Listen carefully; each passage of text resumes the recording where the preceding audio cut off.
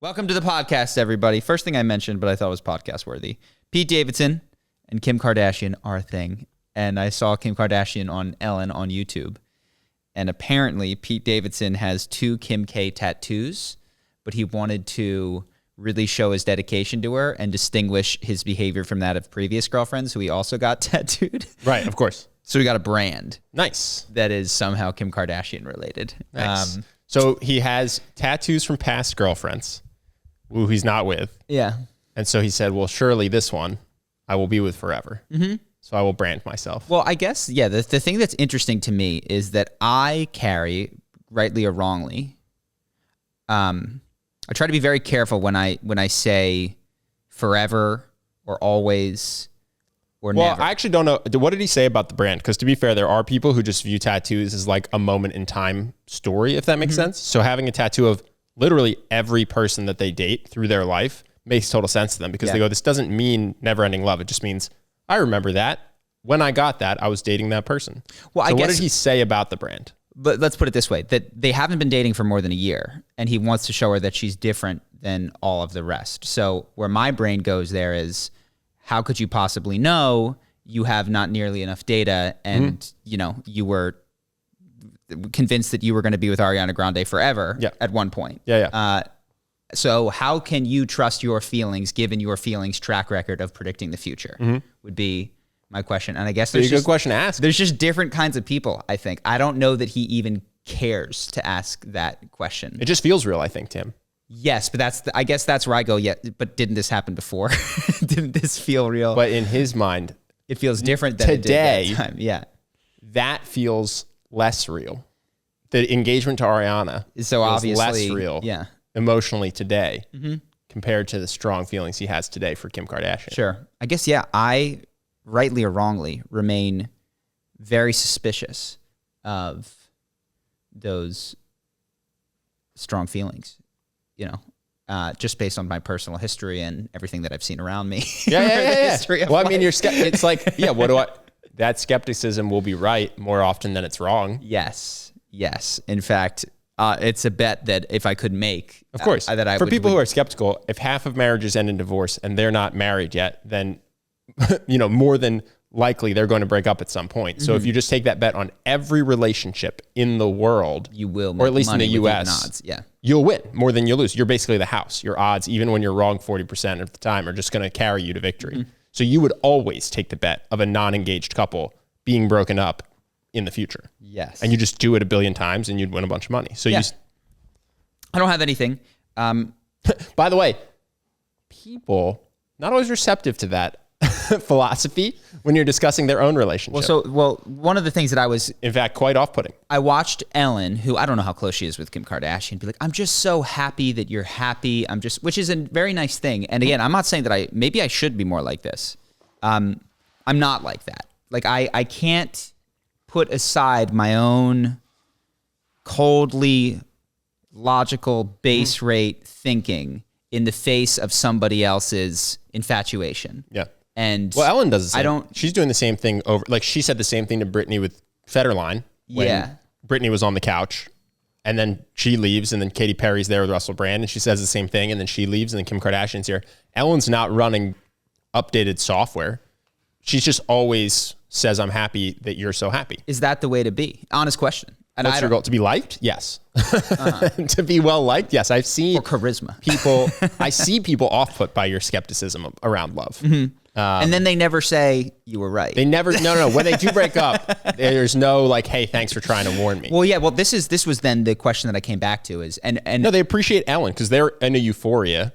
I think it's different if you're watching someone who's in an abusive relationship and you are trying to get them out of it. And I think there will be more of a like, holy shit, thank you for trying, or thank you for getting me out of it. But just in a general, the criticism is that there's euphoria that's undeserved.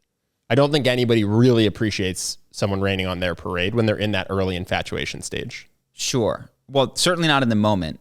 You're saying, do you get credit down the line? Well, forget credit. Is it right or wrong? I don't know. And how would one even evaluate right or wrong? Maybe that's not a question that makes sense for this particular type of a thing. Oh, I wasn't being prescriptive. I wasn't saying it's more charismatic, so you should try to be that way. I was just saying you are the way you are, and your honest opinion is that this euphoria is stupid and you're likely to break up, and you can express that or not.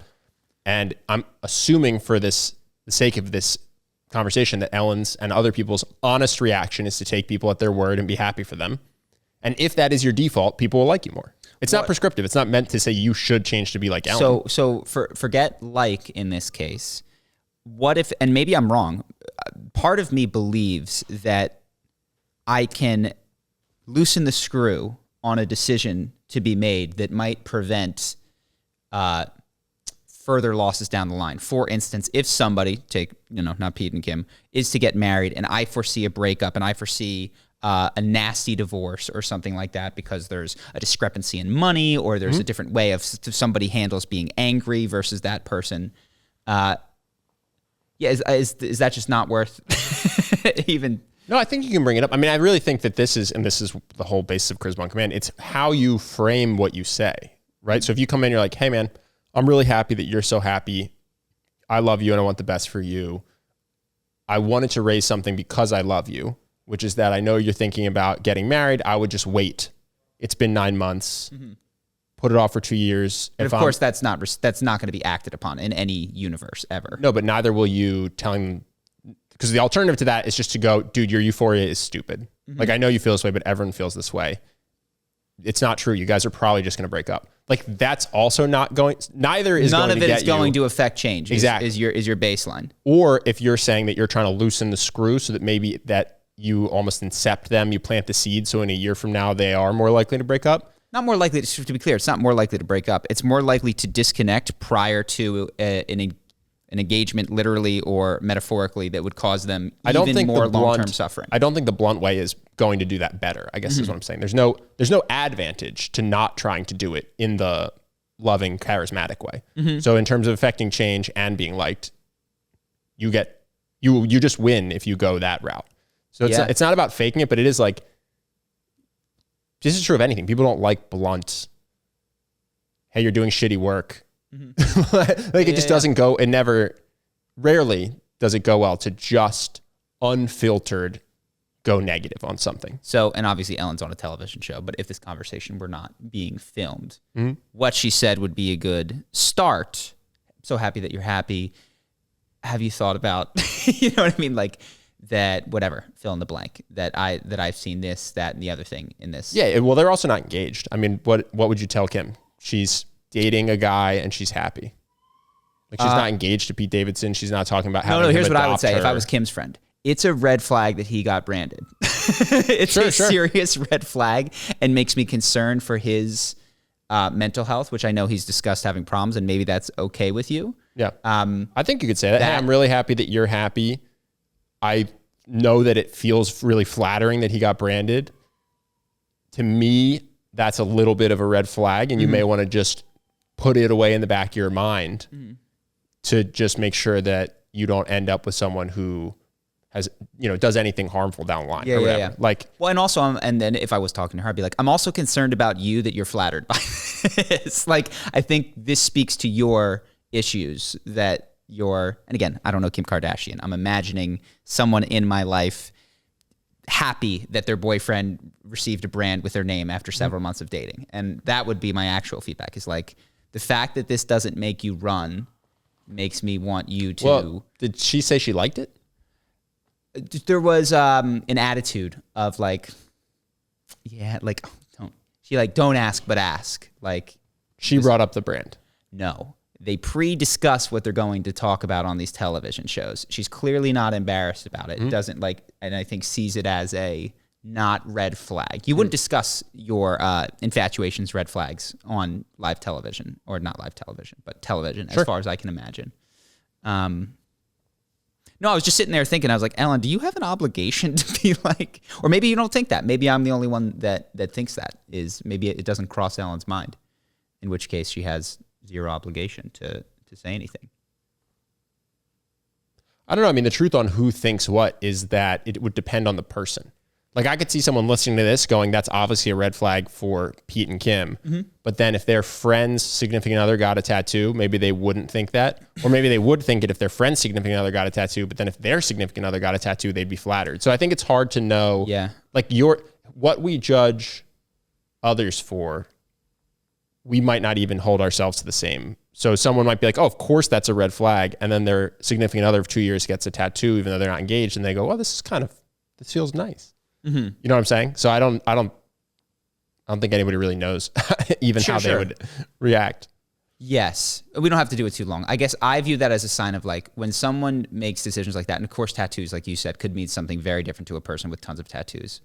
I think it does. I mean, he has the dumbest tattoos. If you've heard him talk, he'll tell you as much. Yeah. Okay. If that's the case, then it's like if this is like a stencil or a henna, he has the dumbest, most meaningless tattoos. To him, at some point, and he's getting some of them removed. Tattoos, it was his version of excusable cutting, he said. Like with the anxiety and the stress, and he would go in and take the pain. That doesn't make me like the tattoos for their relationship. Well, no, sorry. That could be a red flag. You can think that's a red flag to Kim if you're her friend. Yes. But it also indicates that he would just go get tattoos periodically because he wanted to get tattooed. Got it. So he's like, oh, I'm going to get a tattoo. I wonder what it'll be. Today. Yeah. Instead of what other people are like, oh, I'm only doing this because it's so important to me. It's the date that my mother passed away. That's not the level of importance that he has with his, bunny rabbit tattoo that represented Ariana. Like to him, it's just one of 300 tattoos. Got it. Yeah, we don't need to do it too long. My only thought was as I watched this, I was just like, there's just this weird, and I see it outside of Ellen in life, this collective, in my opinion, and I'm probably too strong this way, this collective clapping at short-term decision-making regarding relationships.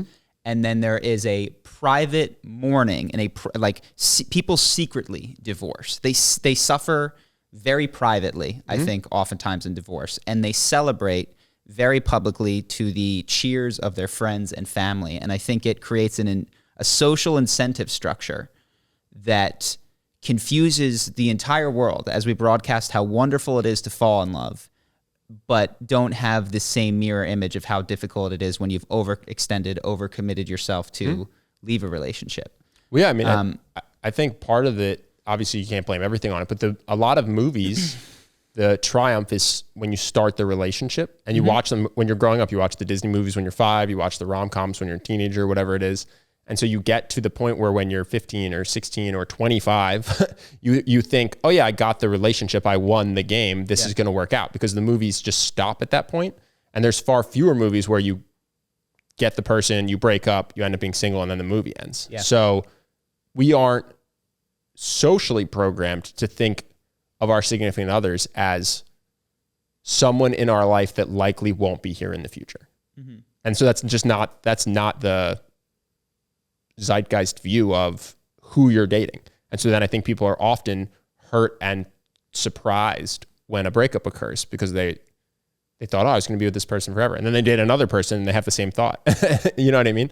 And that's just the nature of the cinema that we consume, at least, is that the movie ends once the relationship starts. Yes. Yeah.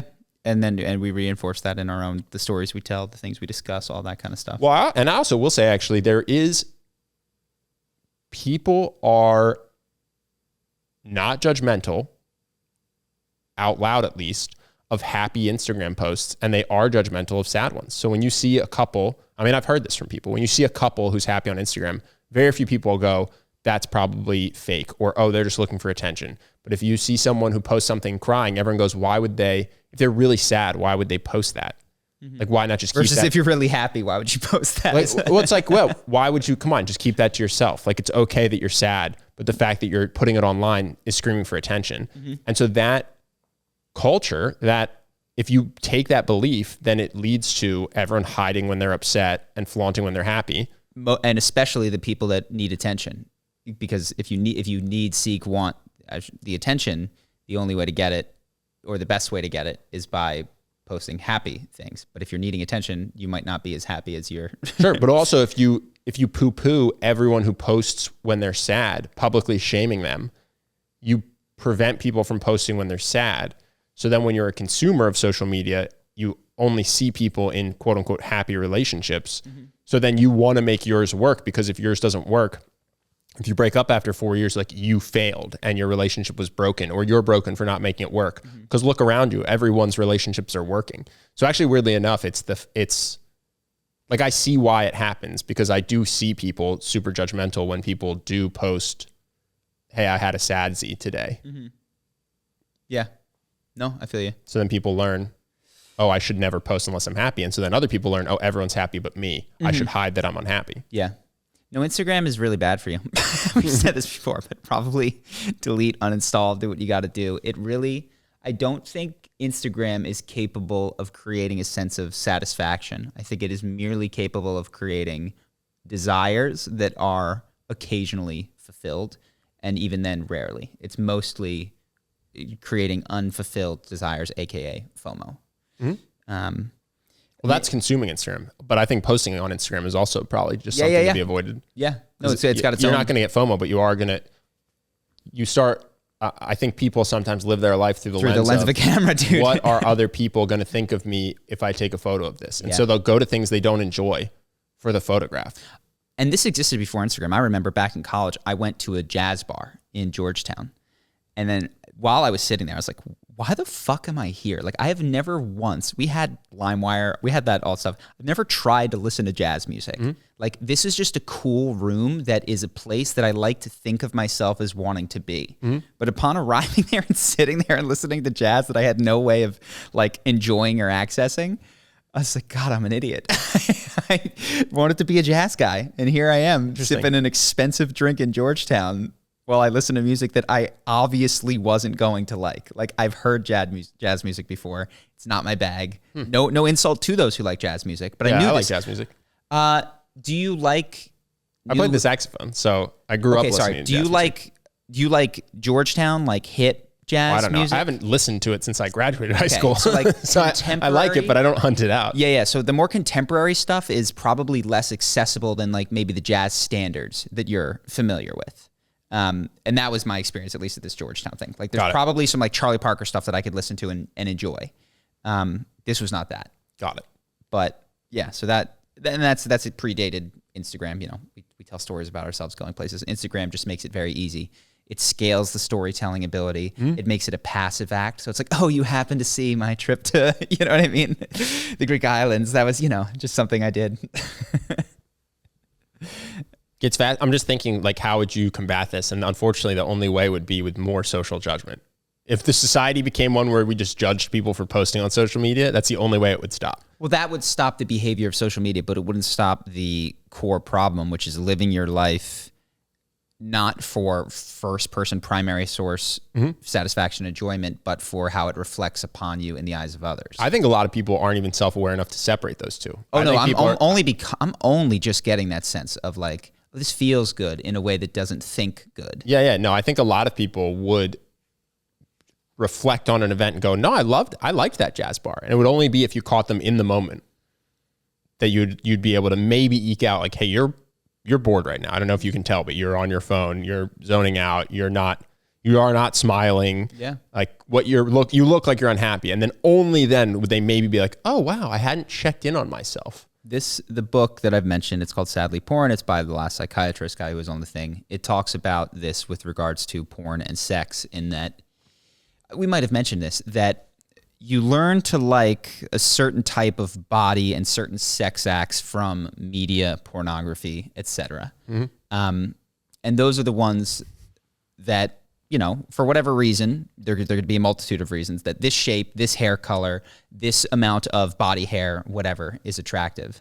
And what happens is, and I've experienced this at not every time, but at some points in my own life, is that your eyes and your expectations will attract you to one person and one like expectation of a sexual experience that will under-deliver in the primary experience, but the primary experience is then like moments later or hours later, like sublimated behind the expectation that was then like, oh yeah, that was amazing, or it was this or that, or I definitely want to see that person again. Where if you're like, no, play back the experience. It wasn't actually that, like, you weren't that into it, or you weren't that whatever, or there wasn't that kind of a connection going on.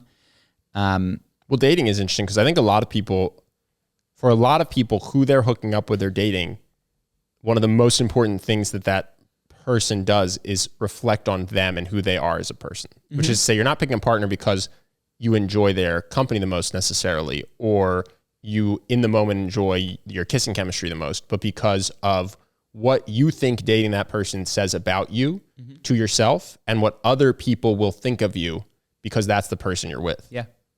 And there's a sense of a good way to check that is like, how excited am I to, or fearful am I to introduce this person to people around me or strangers? Or hey, if you're ashamed to introduce your partner to people, it's a great sign. It's actually a sign that you like something about them that isn't the eyes of other people. You know what I mean? Which is it's not that bad. This is the only other thing that I had, which is we kind of just have been talking about, which is a Naval Ravikant quote.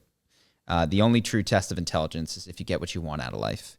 And I don't know that that's a semantic question of what intelligence is. You could define that as intelligence, or you could define intelligence as something else. And that statement could be true or false. But there is something to be said for like, can you solve the core question of life, which in his mind, he frames as like, how to get what you want and how to want the right things are the things that he says. And the second one is more important than the first, because not wanting something is as good as having it, which I thought was just an interesting way of framing it.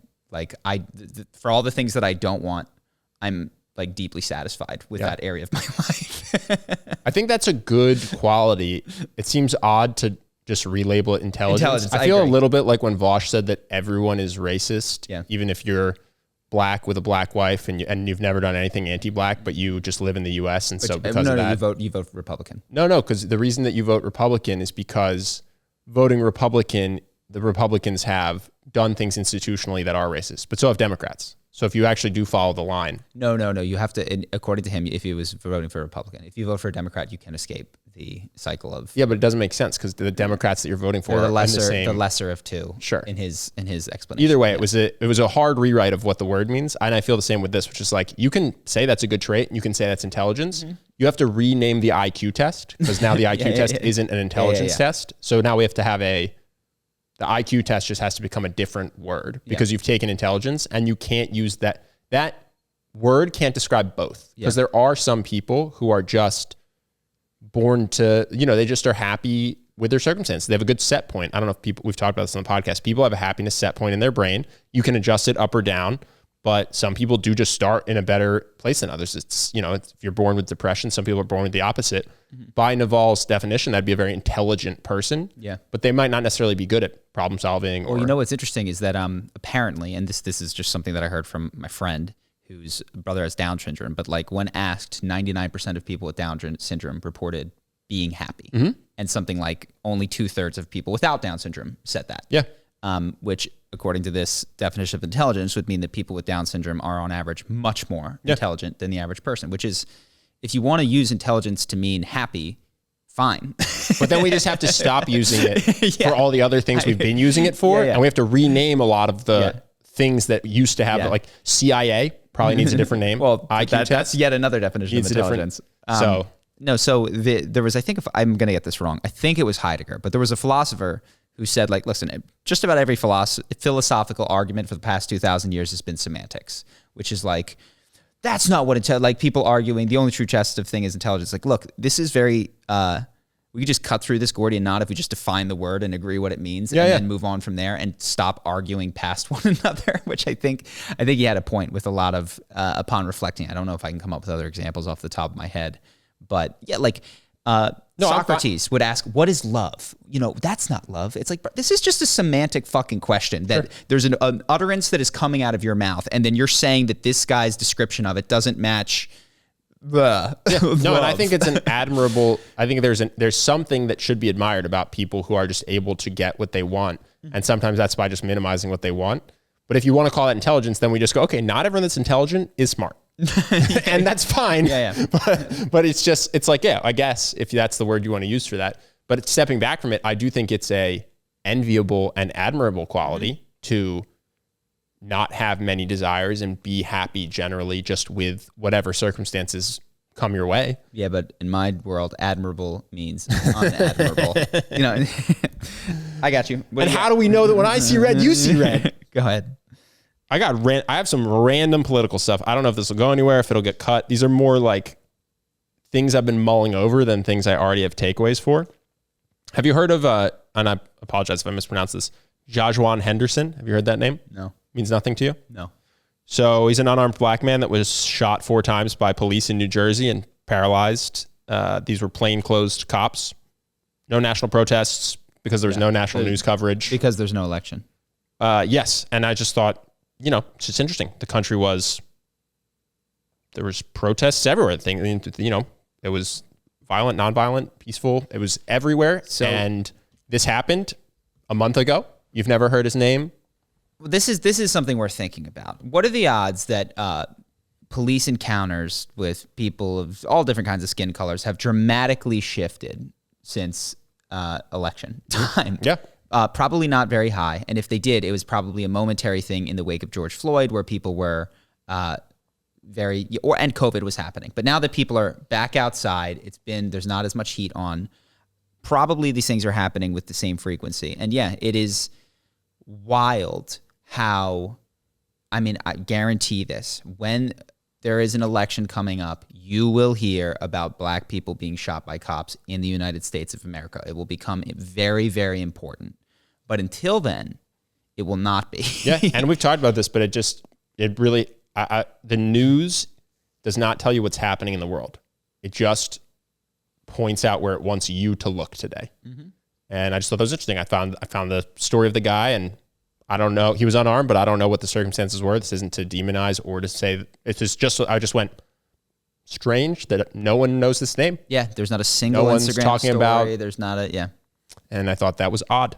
I don't have a takeaway. Like I said, these are just musings that I had. No, I think it's worth considering, which is, and this right now is happening with Ukraine, which is the idea that the world is, and I do get it, Russia's a large nuclear power, but if there are nuclear powers, U.S. included, in armed conflicts very often.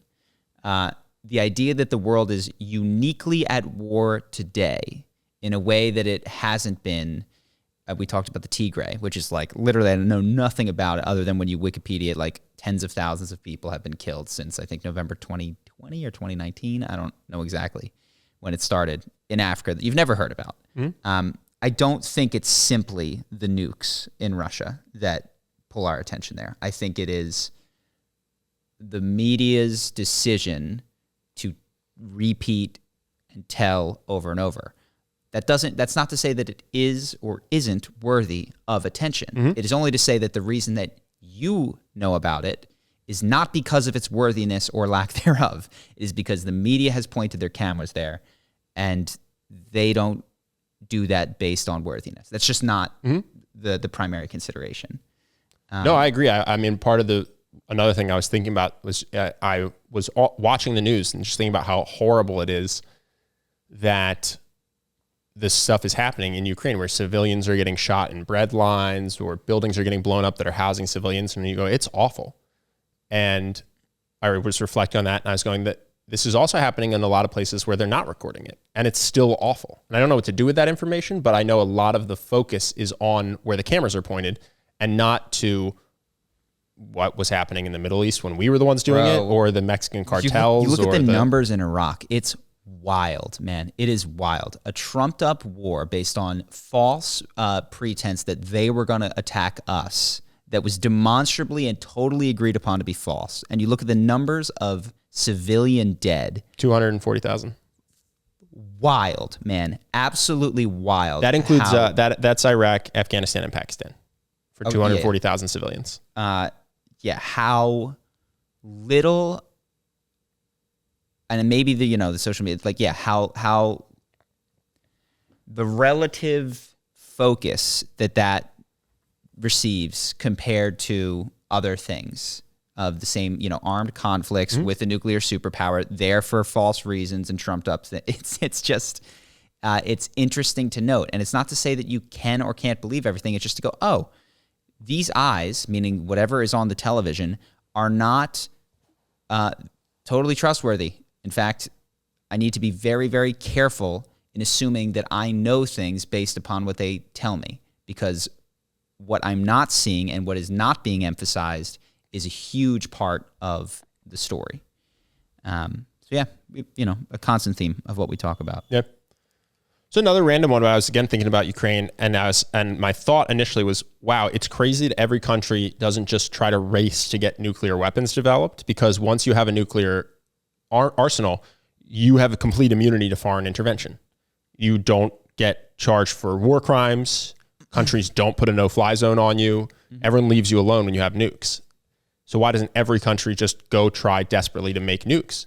And then I realized most of the time, even if you don't have nukes, no one punishes you for war crimes and no one comes in and intervenes. And that's a very childlike view that I had based on my upbringing, that the U.S. did that, acted as the police of the world and went out there and stopped war crimes and stopped the bad guys. And that's why we were Cuba, Vietnam, whatever, the Middle East, because that's what we do. It's like, no, that's not what we do. There's actually war crimes happening all the time in non-nuclear countries, and we just don't intervene because that's not our job and it's not what we do. And you just think that because you grew up in the U.S. and that's what you were told. The concept of a war crime is so fascinating, because it's like, we're going to suspend murder as a crime for you know what I mean? Like, well, I think there's supposed to be certain civilian protections. Yes. And so sorry, I was reminded as I heard of war crimes. I know you'll remember this. Remember back in high school, there was a big fight that was going to happen, and it was between a skinny kid and a bigger kid. Well, even beyond that, it was a skinny kid that people liked, who was generally nice, and a big kid who was a dick, and people didn't like. And so during the fight, I mean, there's probably 150 kids on this basketball court. The big kid tackles the skinny kid and just starts to wail for some ground and pound. And then an even bigger football player picked him up, lifted him off, and said, "No wrestling allowed." Yeah. And he just decided that was a fight crime. Wasn't pre-agreed ahead of time. It's like, what? I loved that guy, though.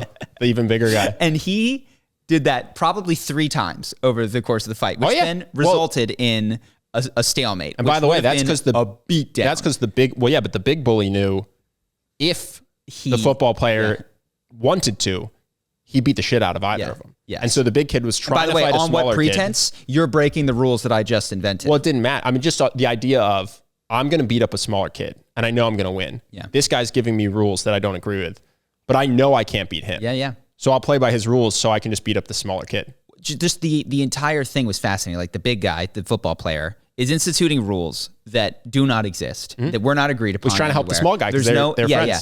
And if you disagree with those rules, now he's going to nuke you. You know what I mean? It's just like... And everyone knows he'd win. And everyone knows he'd win. And I'm not saying, weirdly enough, I'm not saying that war crimes are stupid and should be disbanded, because it's these ridiculous, inconsistent, almost ad-libbed lines that sometimes prevent, like, the escalation into serious nuclear war. That's the only part. That's the only part I thought was. And again, I don't have a takeaway. I was just like, wow, this is an odd thing to be occurring.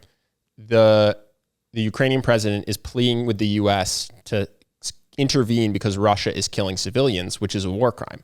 And I said, yeah, that's true, but are we going to arrest ourselves first? Like, it seems it's an odd policy for the U.S. to suddenly have. Bro, we got founded on war crimes. We used to target generals. We didn't line up and stand in a line and shoot our muskets because we would have lost had we done it that way. No, and again, I haven't crystallized all this. My thought was, should we follow the Jordan Peterson rule, interfere here, help Ukraine, but then take a very hard look on ourselves and say, guys, we can't kill civilians. And then I went, this must be impossible, because otherwise we would be doing it. You know, there's obviously, I think most people are good just because they're in the U.S. military. They don't become not good. Anytime that there were civilian deaths, someone probably did think that there were rockets and then it turned out to be a real school, or there's some sort of like greater good thinking going on. You know, I don't think that we were just gleefully doing it. So maybe it's impossible for us to ask our military to do things more cleanly. Well, I think, I don't know. And again, I don't know. That's what I'm saying. Normally I come here with like crystallized thesis takeaways, and this is just things I've been thinking about. somebody could educate me on this, but I'm thinking of movies and all of this stuff, which is my only potential reference to what might be happening. But I know that when there's asymmetrical power, meaning the U.S. has ridiculous military power and they're using improvised explosive devices, oftentimes the way you equalize the battlefield is by blending in with civilians, like doing the types of things that make it easier for you to hide, harder to distinguish from civilians, because the only thing that prevents them from, if they were to meet you in an open field of battle, it would just be ridiculous. It would be over immediately. Oddly enough, that is the scene in The Patriot where the Americans are getting help from all of the whatever townspeople, and then the British guy comes in and locks them in a church and burns it down. No more help for you. You know what I mean? It's like, that's a war crime. Well, you enlisted, you made them complicit in this war that, you didn't want to play by the rules that we said. No, and that is exactly what's happening, is that Ukraine says Russia bombed and who knows a school. And Russia said, no, this happened. Ukraine says Russia bombed the school, and Russia says we have intelligence that said that school had rockets and not kids. And who knows? And they wrote on the ground, they said, please don't bomb. There are kids inside. But Russia says, they wrote it on the ground, but there weren't. And I don't know, I'm not there. But that's how it happens. And then sometimes they get it wrong and they do kill a bunch of kids, and it's horrible. Well, I feel out of my depth in this particular one. Well, these are just the musings. These are just the things as I'm watching. And just think a lot of the parallels to things that we've done, and also to how complicated it is. Because I see a lot of people, and maybe you don't, but I see a lot of people just saying how we just got to get in there, obviously. I don't see that. Yeah. And it's just very complicated and messy, and also we're guilty of a lot of things that U.S. people are upset about. So, just some musings. Hard pivot. Leah Thomas, the Penn swimmer? Yeah. You want to talk about it for a little bit? So she, for people who don't know, she's a Penn swimmer. She is trans. She just won. She broke some records and then qualified for nationals, and then won at nationals. She only won one thing. She competed in a bunch of events. It's a lot of hubbub around the issue right now of trans athletes and which division she should compete in. I'm going to let the NCAA figure out that. The one thing I thought was odd was she wrote on her arm, "Let trans kids play," to try to get publicity while she was on the national stage. And I thought that was a weird straw man, because no one's saying that trans kids aren't allowed to play. Trans kids can play whatever they want. They can even compete in whatever they want. It's just a question of in which division. Yeah. I just thought that was really interesting. It's like, no one is saying that a trans kid shouldn't be able to play kickball at recess. They're not even saying a trans kid shouldn't be able to play swim on a team that's funded. Like, these teams are funded by the students, and no one is saying, oh, you're trans, you're disqualified from a school funded team. It's literally just a question of which team should you be on. And so I thought it was very reductive to make your slogan, "Let trans kids play." It's like, no one's trying to stop that. Literally never heard anyone say trans kids shouldn't be able to play a sport. Yeah.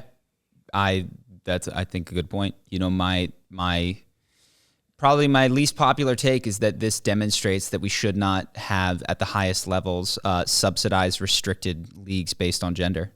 I think that the arguments that I'm hearing and by the way, I'm not hearing many because I haven't followed this that closely, but is one thing that I saw is like, you don't compete with your feelings, you compete with your body. It's like, well, that's also true of how you urinate. Like, you don't urinate with your feelings, you urinate with your body. So a person who is screaming that, it's oftentimes, I think people who would call themselves feminists saying that we don't want this trans person to swim against women, biological women in swimming, but bathrooms are okay. Like, it's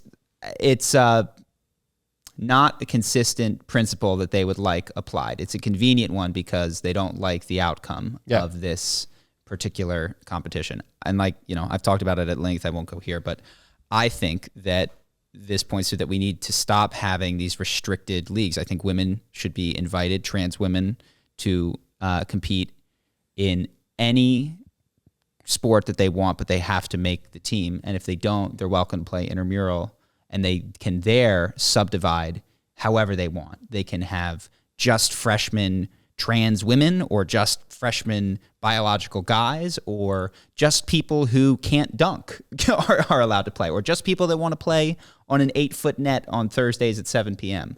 But when you're getting to the levels of Title IX subsidies covering you, in the case of like professional sports, the NBA has been like, this is actually the other thing I realized. I had been considering the WNBA as a competitive sports league, but I think it's more accurate to describe it as a marketing expense for the NBA. And it's a downside protection against the fallout that they would receive if they shut down the unprofitable, and it has been for 20 years, WNBA. But it's worth it for them it's just branding to have that, because they're not actually, it's a cost center, not a profit center. It's not a product. It is it's marketing. And so that occurred to me. It's like, okay, if we live in a world where, you can either buy a TV commercial if you're Google with a little search bar in it, or if you're the NBA, you can sponsor a league that doesn't earn back as much as it costs, but it makes your brand look good, or at least protects from the negative publicity you would get if you shut down this particular expense, then I guess that's just like any other ad spend. Yeah, no one's making them do it. No. Well, so then the question, of course, is why do they do it? It's not because they're ever going to earn money from it, or they think that they're going to earn money from it. It's because the cost of shutting it down, they believe, would not be worth it. Like the amount of money that they would save by not having to pay for the gyms or the salaries or the referees or all that kind of stuff would just not be worth it to whatever public fallout and the brand hit that they would take, which is interesting. Do you disagree? Agree? I actually don't know who makes that decision, to be honest. I don't know if it could also be that the person deciding not to shut it down is the commissioner, who doesn't pay for it. He takes money from the owners or the governors. Yeah, that's a fair They're no point. longer called That's owners. They're called governors. The people who own the teams but are the governors. They changed the name from governor to... They're not owners, but they don't govern the teams. They own the teams. Wait a second. They changed the name? Yeah, owner was considered racist because you... Are you kidding me? So yeah. They own the team. The governors that own the teams are the ones that pay for the WNBA subsidies. Governors are elected. Well, yeah, they elect themselves after they pay for it. They purchase it. Oh my God. So listen, the purchasers of the NBA teams that govern from on high are the ones who pay the WNBA losses. Yeah. But the person who would be in charge of deciding to shut it down might be the commissioner. Got it. In which case it might actually not even issue. be, oh, we think this is a good marketing expense. It might just be the commissioner and goes, no, of course I'm not going to shut it down. Why would I? So by the way, now I'm going to need you each to write me a check. Mm-hmm. And they go, well, okay, we don't really get a vote. So I guess here you go. It's just it's like the tax of owning an NBA team. Or a forced charity. But I don't know. That's just could be. I'm saying I don't know who gets to make the decision every year to renew the WNBA and continue to subsidize it. But a lot of people disagree with me here, and I know this from the previous comments, but like my particular stance on Leah Thomas swimming is I didn't think that there ought to be a protected division in the first place with Title IX money coming from all the students, in spite of the fact that most students don't benefit this, don't attend this, doesn't generate revenue for the college. So like my takeaway is actually a different one, I have no problem with Leah Thomas competing is the conclusion of that. Sure. My thing is, should she compete? Which division should she compete? The NCAA can figure that out. It's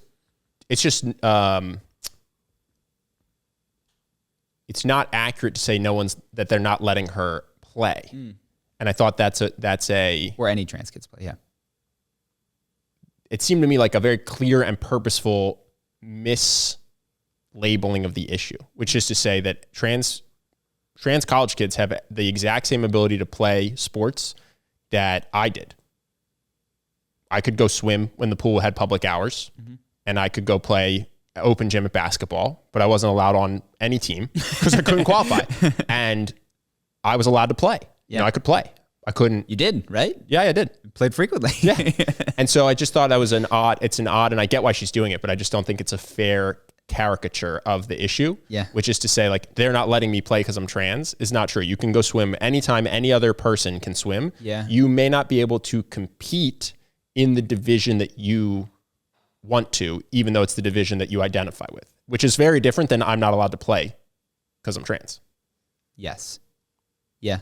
Well, I'm sure that's a very frequent slogan thing that happens, which is Not just with trans, all the time, Yeah. at all times is you sloganeer your way into straw manning. And if people will pick up your slogan, then they accept your the frame of the argument. frame. Yeah. Cool. I got one more. Our presidents are old as fuck and we got to stop it. It's not reasonable. It's unreasonable. Joe Biden today is 79. Trump is 75. Nancy Pelosi is 81. Mitch McConnell is 80. Get the fuck out of here. Sorry, Justin, you're going to have to do a lot of bleeping. I was looking at this recently just because Biden looks old and Trump looks old. Yeah. Well, I did the Zelensky video this week and was watching this guy who's like going on 4 hours of sleep in a war zone, decided to stay, and is leading with an energy that is impossible to imagine Biden having. And so I was Trump, thinking, to myself, why is this the way we do it? So I looked back. There had never been, as far as I could tell, a U.S. president elected in his 70s before Trump and Biden. Reagan. How old is Reagan? He was 69. Oh, really? Yeah. He was 69? Yeah. Bro, that guy looked From what like I looked a up, raisin. when he won the election. Now, maybe when he was sworn in. Well, second time. Yeah. Well, no, sorry, second time. He might have been. But yes, first time he won, he was 69. Bill Clinton was 46. 69, holy cow. Yeah, Reagan was 69. Bill Clinton was 46. Obama was 47. Can we get a fucking 40-year-old in office? Reagan had to answer for his age. That's the famous quote that he has, which is, I promised not to make age and my opponent's youth and inexperience an issue in this election, and they all laughed about it. Yeah. Because obviously that wasn't the question. Yeah, It was, are you brain foggy? Mine was, my only takeaway is, for the love of God, can we get someone in office that was born 60 years ago? Yeah, it's crazy. 55 years ago. 48 years ago. It seems wild that we're just going to let the person who runs the country be someone that doesn't have to live through the decisions that they make in any meaningful way. And also has no experience. Like the informative years that this person had from 0 to 25 were so long ago in such a different world. Watching Zuckerberg talk to Congress is, now granted, there's nothing to say that because you're old, you couldn't understand what was going on. No, get out. Technology. If you're 70, you're not allowed to be a candidate. Get out. Whether or not they were 70, they were so technologically clueless. And I'm not a savant by any means. I couldn't figure out how to send crypto on the right network to the artist that we're using for our D&D stuff. But they were just lost. They were just totally lost about what's coming down the pike. And I don't know that that's just age. Obviously, there's other things. I think in order to be successful in a career in politics, you master politics and not how to effectively run a country. You master the art of politicking. So, well, comedic outrage aside, the thing I was actually thinking was, what a strange pivot to randomly occur in U.S. history. Because now we're talking about Biden and Trump running again. And Biden might be 80-something, and Trump will be 73.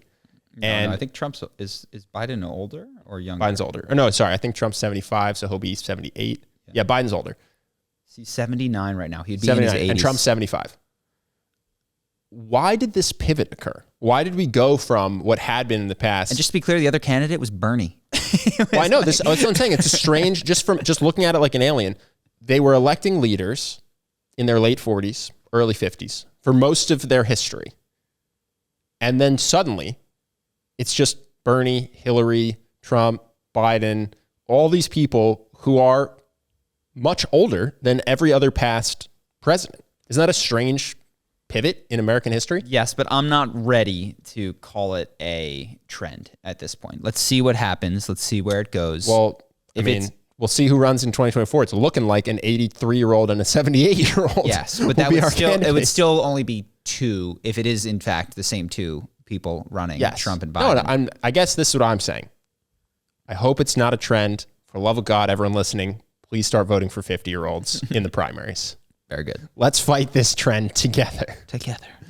Anything else you got? No, that's it. We did get a new sponsor that Justin got, though. Can we talk about it? Oura Ring? Yeah. This is something I use And so we have an issue with sponsors where we just say no to everybody. So Justin said, who would you say yes to? Stop making my life difficult. I said, Oura ring would be great. For people who don't know, it's a tracking ring. I know you have it as well. Mm-hmm. I have found it so wildly informative for my sleep, specifically. For the quality of my sleep, it's a ring you wear that tracks your resting heart rate, your heart rate variability, your deep sleep, your REM sleep, how often you get up at night. And I realized that I thought I was sleeping 8 hours. I was in bed for 8 hours. My sleep was garbage. Mm-hmm. And it really helped me pin down what habits to change to start getting actually 8 hours of sleep a night. And I think it's awesome. So shout out, good job, Justin, getting them to sponsor us. Yeah. I'm a big fan. You wear it as well. What's your experience been? I've worn it a little bit. The move, I misplaced it. Can we get another one, Justin? We get another. I could probably dig it up, but it was just, got thrown into one of those bins. Yeah. But the things that I learned while I was wearing it, which I did for a long time, Total War destroys my sleep. Wow.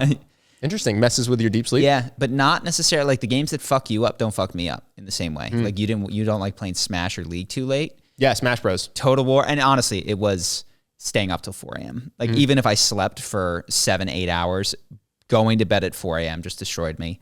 This was something that I didn't know. I purposely used to drink a glass of wine before bed for resveratrol, which was like really good for longevity and all this kind of stuff. And because I thought it helped me sleep. I thought it was good for me. I would literally, not for the fun of it, would chug a glass of red wine because I like medicine at the end of the night. Yeah, me too. And Oura ring made me see that was horrible for my sleep. Like markedly terrible in terms of my restlessness and my resting BPM and how much REM sleep I got. So I stopped doing that. Yeah. It's also so clutch for me because what gets measured gets managed. And so I just know sometimes I'll slip up and I'll get 5.5 hours of sleep. And I don't let that happen more than once in a row because I have to look at it. Mm-hmm. You know what I mean? And if I am not tracking it, I know that all of a sudden my sleep skews later, like going to bed later, waking up later, and I'm sleeping less. But it's so hard. They've done studies. You don't ever know you're sleep deprived until when you're not sleep deprived. So when you are sleep deprived, your self-reported sleep deprivation is completely untrustworthy. You also can't tell how bad you are at things. Have you heard about this? So they'll do tests like mathematical tests or cognitive thinking tests when you are sleep deprived. And they'll say, how do you think you did relative to control when you weren't sleep deprived? And you go, I feel about the same. And then you look at the tests and your performance is plummeted.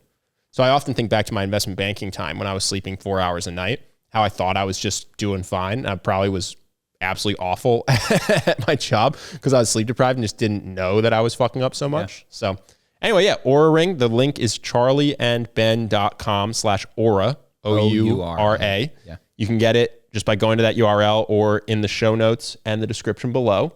But yeah, good job, Justin. I think they're awesome. Yeah, they're great. Happy to have them sponsoring us. charlieandben.com/OURA. Check it out if you want to sleep better. It also tracks your exercise and that kind of stuff, but I most enjoyed it for the sleep stuff. Yeah, you can wear it all day and it'll track calories burnt and heart rate and stuff like that. But the thing that I personally really appreciate it for is the sleep tracking. Cool. What do we got?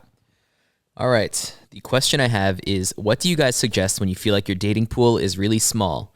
Most likely because of too high expectations, like someone who is mature, hardworking, not materialistic, religious in the same level as you. For me specifically, that would be Jewish, modern Orthodox, and distance, not wanting to date someone far after being in an expensive and time-consuming long-distance relationship. How many of those qualities should a person hold out for, and what or if should they give up? For context, I'm age 22, looking to get married by age 25 or 26, but know the person for as long as possible before for at least a year. Just move to New York. You could just, all right, yeah, Orthodox Jew, smart, blah, blah, blah. Yeah, no problem. It's about 9 billion people in a 1 mile radius. You'll be fine. Well, I was like, you can find all of these, and you said Orthodox Jew. I think that's the biggest limiter. But I'm not saying that's where you live. Yeah. So that's only a limiter if you live in a rural area. Yeah. You're kind of asking the wrong guys, I'll be honest, because I never had a list of things that someone had to be. I always just had to like them. Mm-hmm. And I found out what my list was as time went on. Our mantra was listen to your heart. Yeah, and I wasn't trying to get married. So I was like, I got time to get this wrong and like be attracted to things that are not great long term. And it was just meant to be fun. Hardworking, like, why do I need you to be hardworking? Like that does nothing for me. that might change if I was looking for marriage, and which was, being a good mother and all of these things that I had never considered would become important. So unfortunately, I don't feel like I am the right guy. Well, I can talk about what to do if you're dating and you're not getting your checklist, though, which is just, is this you or the population? Yeah, if you live in an area that is completely absent of Orthodox Jews and you refuse to date anyone but an Orthodox Jew, you have to move. Mm-hmm. If you just go within 1,000-mile radius of me, there's not a single Orthodox Jew and I only want to my date people age, that are nearby, and I refuse to bend on this, you have to move. Yeah. If there are people around you, but they're not matching with you, then you have to change your dating profile. Mm-hmm. If you're going on dates with them, but they don't like you, you have to take Charisma University. Mm-hmm. Like, it's just about identifying where is this process failing, mm-hmm.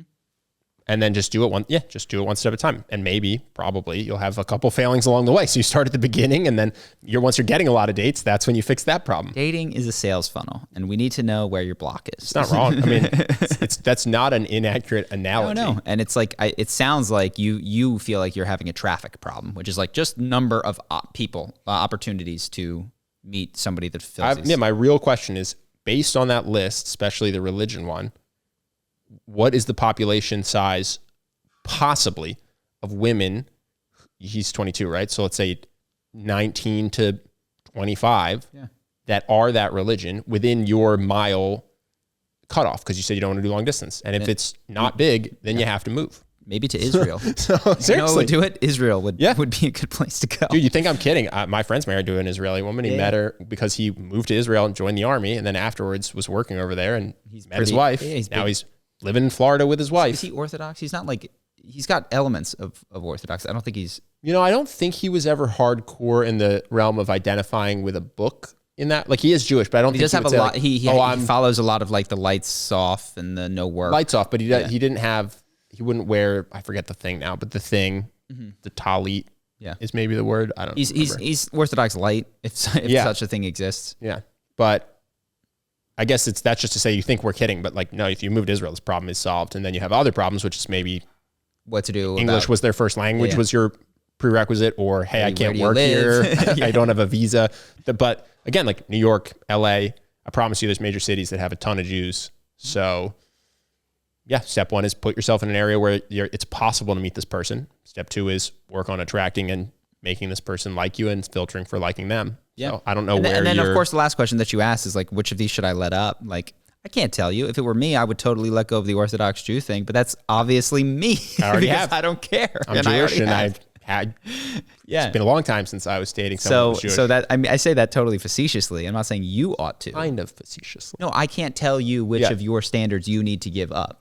If any, can only show you mine and go, I like these ones, like, but you might not. So I have no idea which of those you're not going to be, which of those you would be totally happy if you were to relinquish. Unfortunately, I don't know. I will say this, you get to have a lot more standards and not fold on them when you're in a place that has a giant dating pool and you're very good at dating. Mm-hmm. And you have to give up more and more of your checklist when no one around you could possibly fulfill it, or you're not particularly good at getting people to want to date you. Mm-hmm. Cool. Is that it? Yep. Dope. All right. What do we got on Patreon today? Patreon, we're going to talk about mastering persuasion, dating your friend's sister, and how to build wealth with a totally reasonable couple extra $100 per month. Nice. All right. Well, we're going to hop on to Patreon. If you guys want to support the podcast, every dollar goes to Justin. I'll let you know if that ever changes. It'd be great if that changed. That is never going to change as far as I can tell.